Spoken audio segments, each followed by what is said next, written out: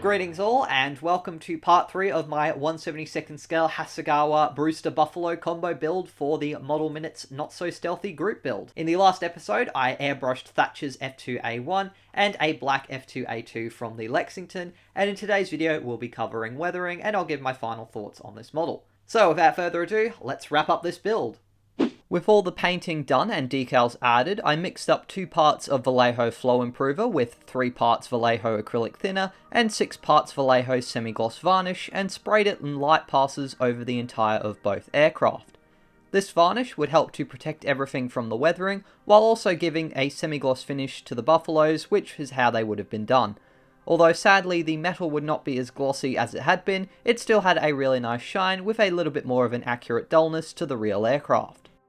While I gave the varnish 12 hours to cure, I painted the front surface of Thatch's F2A1's prop with Vallejo Model Air aluminium and did some final touch-ups with the model colour flat black. There are decals included for the rather colourful blade tips, as well as the blade manufacturers, which interestingly are different for the 2 types of aircraft.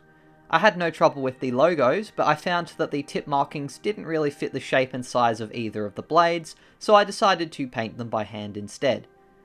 Once the logos were applied, I added a touch of Tamiya decal adhesive to help them stick, and painted the tips initially with 2 coats of Vallejo Model Colour Flat Yellow. Once dry, the far tips were then painted with Vermilion Red for the very edge, and Vallejo Model Air USNC Blue was used for the inner part. Once the varnish had cured, I then glued the props to the model, although I wish I'd left them off until last, as I managed to damage the F2A2's prop while handling the model later on. Since I wouldn't be doing any more airbrushing, I removed the white tack masking from both aircraft's cockpits, and found that it pulled the seat out with it, so I would have to glue that back in place later on. Immediately though, I cut out the window parts, and found that my 3D printed gun sight was too large to fit the original kit's windows, so I had to carefully enlarge the holes on the front windshield. Any excess flash and pin marks were carefully removed from the clear parts, before I then painted the glare shield and sight with flat black, and began painting the canopy frames with a coat of aluminium. Unlike the Airfix Buffalo, the canopy framework is very subtle, which made it very hard to paint and later on clean up, so I admit I did make a bit of a messy result in the end, but I did my best at the time.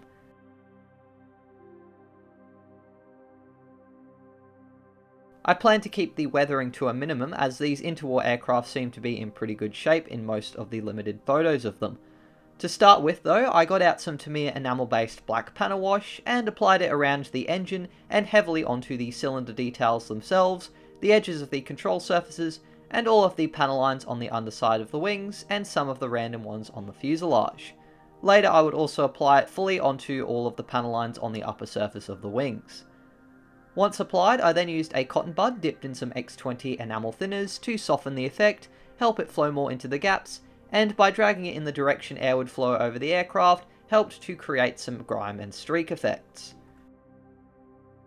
As you can see, I decided to do the effect on the yellow side of the F2A2's wing, and later did the same for Thatch's F2A1. Once the first coat of aluminium had dried on the canopy frames, I then used a cocktail stick to try and carefully remove the excess paint from the windows, but as I mentioned, the framework was only done using some thin raised lines rather than proper raised ones on other kits, so it was really hard to carefully scratch it out. I decided in the end to add a second coat of aluminium and repeat the process to try and make it a bit neater. Once the enamel wash was dry, I then got out my Tamiya water-based weathering powders and applied the rust pigments heavily onto the exhausts of both aircraft. In reference pictures, Buffalo seem to have a noticeable amount of leaks and streaks around the engine, which is unsurprising as radials often leak oil even when properly maintained, and the exhaust streaks also seem quite prominent on the underside, and even in some photos seem to darken the wheel hubs, which makes sense as they would have been exposed to the exhausts in their retracted position. To recreate the oil grime, I use the black pigment and a very fine brush, and apply quite thin lines and quite watered down ones around the cowling. For the exhausts, I apply the black in more of a dabbing motion, streaking it backwards a little bit, and making sure that I use a thicker amount of pigments to get a darker effect. Before the pigments fully dry, I then reactivate them using some water, and streak them backwards using the fine brush around the cowling. This allowed me to soften the effect until it was nice and subtle. For any large areas I wanted to clean up, I would use a damp cotton bud. These techniques were then repeated on the second Buffalo, with the only difference being the exhausts are slightly lower, but the air still seems to flow it out over the wheels. Once the aluminium was dry, I glued the rear canopy and underside windows into place. It was while doing this that I somehow damaged the prop and left wheel of the F2A2. I managed to glue the wheel back on, but couldn't really fix the prop, so I ended up putting it back on with some blue tack so that I could still move it as required for animations. Although with a bit of force, the lower window went into place and fit snugly, the rear canopy sections on both aircraft needed a lot more pressure to fit with the framework and life raft. While the rear windows bonded, I test fitted the other canopy parts and brush painted some semi-gloss varnish onto the propellers to protect their decals and give them the same finish as the rest of the aircraft. I then sanded the front of each windshield down and carefully glued them into place. I found using a tiny drop of Revell Contactor Professional seemed to work better for the plastic, while the gun sight was glued to the window using some Deluxe Materials Rocket Odorless CA glue to prevent any fogging up. After some final touch-ups with the black on the gun sights, tyres and exhausts, I got out some Vallejo model colour English Uniform Brown and painted the headrests. For the main and nav lights, I used some Vallejo Model Air RLM01 Silver to carefully paint them in place. This would act as a base for the nav lights and be the main colour of the landing lights. I also used this to paint the end of the pitot tube.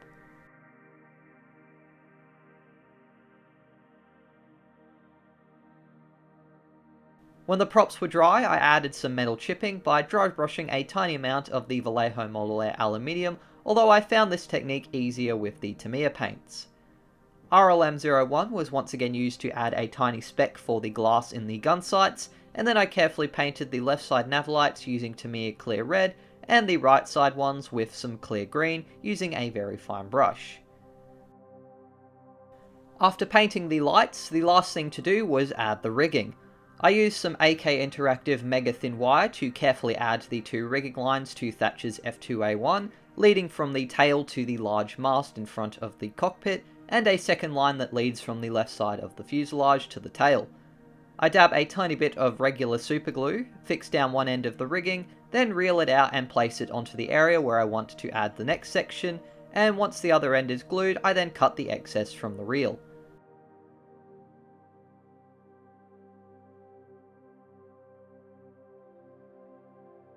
I couldn't find exact references for the F2A2, but seeing as some of them seemed to have the wire leading from the tail to the wing, I decided to do both wings, and then add the same second smaller wire, which is a similar setup I've seen on some P40s. And once the rigging was done on the F2A2, my two US Navy Brewster Buffaloes from Hasegawa were finally completed. And here you can see the two finished models. It's safe to say that both of these kits are a tremendous leap forward for me, being the first I've ever done using an airbrush, and considering this, I think I got a pretty good result. Sure, the fuselage bands are slightly too wide, the masking is a bit messy in tighter places, and the chipping fluid turned into an absolute mess. I still think I managed to fix most of what I did wrong as I went, and I thoroughly enjoyed using the airbrush. It definitely produces much smoother results, and seems to be a bit quicker in terms of actually applying enough layers of paint at each phase, plus it's clear there are a lot of new techniques that I really look forward to messing around with, especially doing more pre and post shading as well as weathering effects when appropriate. I may still try the chipping fluid again in the future, although I'm a little cautious after how bad it messed up the wings. Definitely open to any advice in the comments for avoiding the paint peeling rather than chipping. I would also be curious to hear people's thoughts on the yellow colour. I was basically being a good citizen and following Hasegawa's instructions, and though it's not as pure yellow as I have seen in some illustrations, I have heard it was more of an orangey yellow in real life, and it turned out like this on my Buffaloes, so I think it's reasonably accurate. Otherwise, I'm really happy with the overall finish with the more subtle weathering. I'm really glad how my 3D printed cockpit turned out. The shape of the instrument panel is a lot more accurate, and it's nice to see a glimpse of all the controls and the ribbing on the fuselage sides if you peer in. Despite a few tiny gaps and some rather thick and delicate decals, the Hasegawa kit seems to be quite good, and it's leaps and bounds ahead of the old Airfix one, though maybe not quite as detailed as the special hobby kits that I borrowed from a mate just to do an inbox comparison with. I really enjoyed building both these kits despite the mishaps on the way. I'm pleased with the final results, and I even got it done in time before the not-so-stealthy group build deadline ended, so that's 3 wins for me, I think. And I'm very much tempted to potentially do some more Brewsters in some other schemes, especially the Finnish Air Force, which is one I may do in the future. That finishes the build of my 2 Brewster Buffaloes for the not-so-stealthy group build. If you've enjoyed these episodes, please be sure to leave a like and also subscribe to the channel. I will be releasing a full version of these 3 parts that are stitched into one, and next week I'll be starting a new build, so stay tuned for those.